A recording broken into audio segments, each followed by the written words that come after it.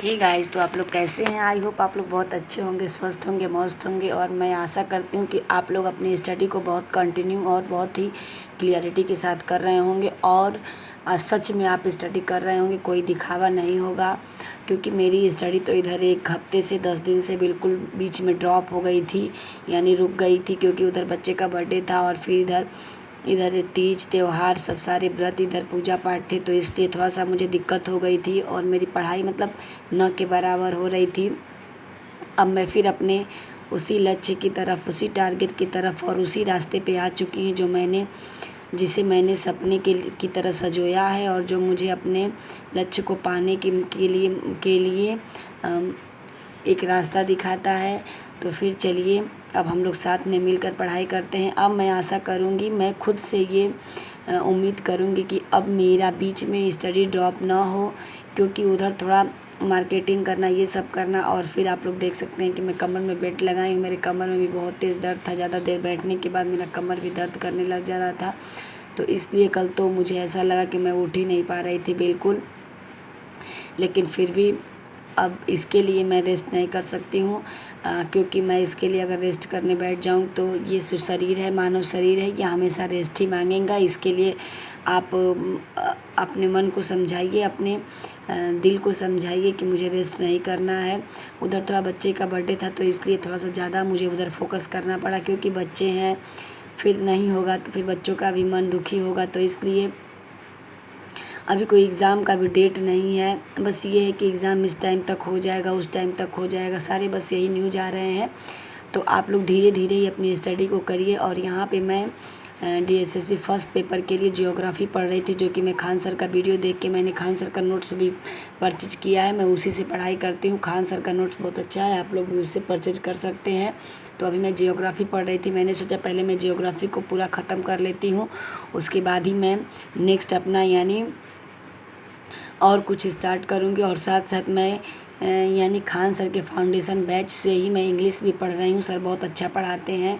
और यहाँ पे उसके बाद फिर मैं जियोग्राफ़ी का 2 वीडियो देखने के बाद फिर मैं आ गई अपने सब्जेक्ट संस्कृत पे, जो कि मैं अब सोची हूँ कि अभिज्ञान शाकुंतलम को मैं फिर से स्टार्ट करूँगी। और क्योंकि मैं एक बार पढ़ चुकी हूँ, मैं रिवीज़न करूँगी, तो मैं उसको पढ़ रही थी। आप लोग देख सकते हैं कि ये भी स्टार्टिंग है, तो इसे मैं वीडियो से देख के पढ़ रही थी, क्योंकि मैंने सोचा है मैं उसे करूँगी। और फिर घर का काम भी ज़रूरी है, क्योंकि मानव जीवन या फिर मनुष्य का जीवन ऐसा मिला है कि आप एक तरफ फोकस नहीं कर सकते हैं, आपका दिमाग चारों तरफ। अगर आप यहाँ बस ये है कि आप स्टडी के टाइम अपने माइंड को फ्रेश रखिए और एक जगह स्थिर रखिए, जिससे कि आप 1 ही घंटा पढ़िए, लेकिन बिल्कुल स्थिर मन से पढ़िए।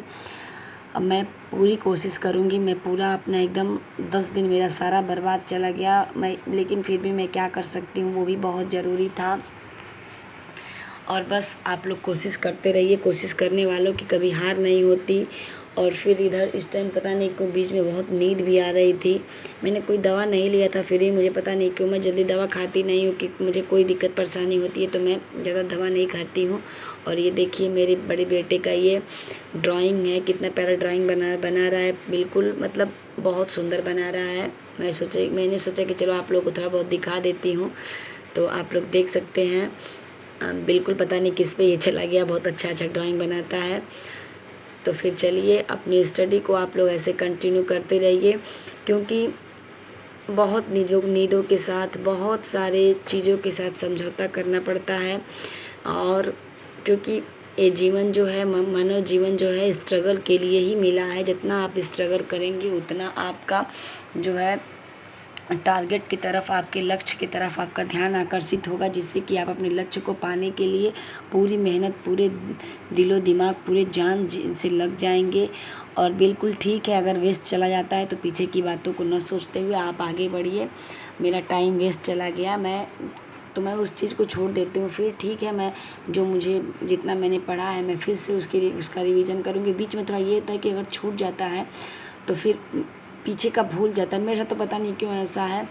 अब जो भी हो सकता है कि सारी जिम्मेदारियों को उठाते उठाते दिमाग अब थोड़ा सा प्रेशर लेने लग गया है।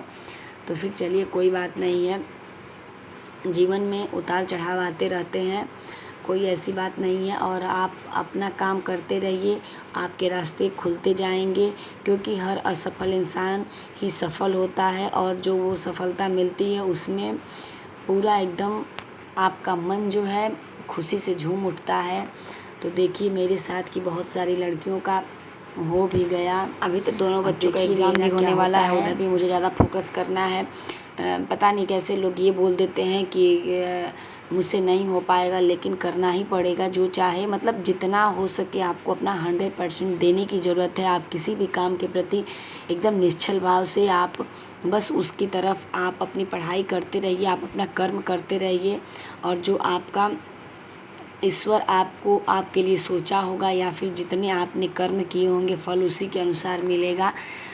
तो फिर आपको घबराना नहीं है, आप अपने लक्ष्य की तरफ बढ़ते जाइए। और जो बहुत लोगों का क्वेश्चन ये है कि एग्ज़ाम कब तक होंगे। अब देखिए कब तक एग्ज़ाम होते हैं इसका तो आइडिया मुझे भी नहीं है। नवंबर होते होते अभी देखिए नवंबर का कुछ डेट नहीं है।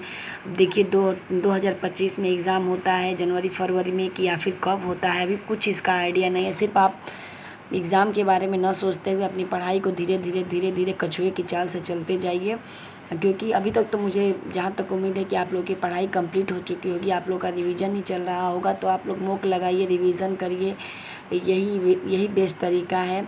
और अभी तो मैंने सेकंड पेपर तो मैंने पूरा पढ़ लिया है, मेरा बस व्याकरण में कहीं कहीं थोड़ा बहुत बचा है, जैसे कि मेरे शब्द रूप और धातु रूप मेरे नहीं तैयार है। मैंने आज मॉक दिया था, मैं बिल्कुल मेरा एकदम बहुत बेकार मॉक गया है।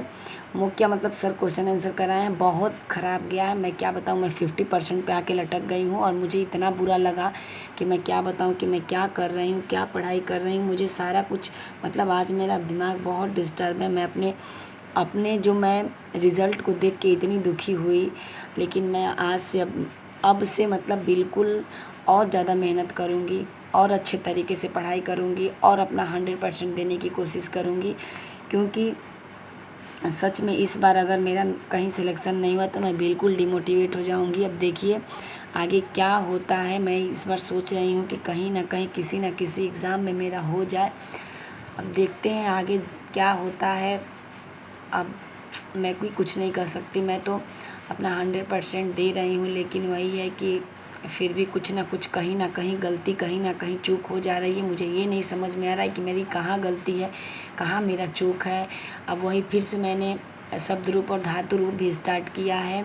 अब मैं उसके अनुसार ही अपना पढ़ाई करूँगी कि जो मैं टेस्ट देती जाऊँगी, जिसमें मेरा कम मार्क्स आते जाएंगे, जिस तरह से मेरा होता जाएगा मैं वैसे अपनी तैयारी को करती जाऊँगी। मेरा धातु रूप का मैंने टेस्ट दिया, जिसमें मेरे यानी 60% क्वेश्चन सही हुए और 40% क्वेश्चन मेरे गलत हो गए। आप लोग देख सकते हैं कि मेरा मूड कितना ऑफ है, कि मतलब पेपर देने के बाद मेरा बिल्कुल दिमाग काम नहीं कर रहा था।